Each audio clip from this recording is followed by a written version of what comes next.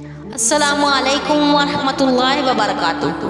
प्यारे बहनों और भाइयों, आज मैं लेकर आई हूँ रबीउल सानी की 3 तारीख का अमल। एक ऐसा अमल लेकर हाजिर हुई हूँ, अगर मियाँ बीवी की आपस में मोहब्बत नहीं है तो मोहब्बत पैदा हो जाएगी, उनके लड़ाई झगड़े ख़त्म हो जाएंगे। मेरे प्यारे बहनों और भाइयों, आपसे एक छोटी सी गुजारिश है, मेरी वीडियो को स्किप मत कीजिएगा, मेरी वीडियो को मुकम्मल देखिएगा। सदक़े की नीयत से मेरे चैनल को सब्सक्राइब कीजिएगा। अगर शोहर की बीवी के साथ और बीवी की शोहर के साथ ना बनती हो तो दोनों में से एक ये अमल कर ले, इंशाल्लाह मियाँ बीवी की मोहब्बत हर वक्त कायम हो जाएगी, लड़ाई झगड़े ख़त्म हो जाएंगे।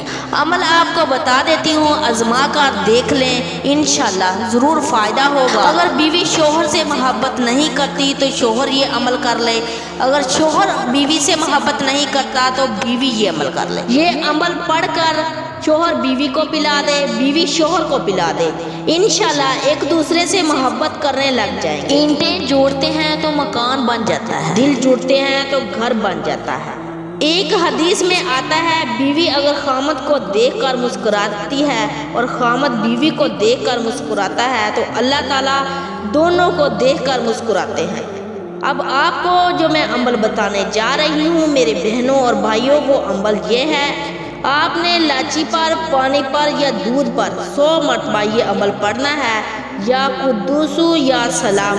फिर 33 मरतबा सूरत कौसर पढ़नी है, 10 बार सूरत अखलास, अव्वल आखिर 11 मरतबा दुरूद इब्राहिम के साथ आपने इसको पढ़ना है। पानी पर दम करें या दूध पर या लाची पर, इन तीनों चीज़ों में से जिस पर भी आप दम करेंगे, सुबह के वक्त या शाम के वक्त शोहर बीवी को खिला पिला दे और बीवी शोहर को खिला पिला दे, इंशाल्लाह इस अमल के करने से ढेरों खुशियाँ अल्लाह ताला अता फरमाएंगे।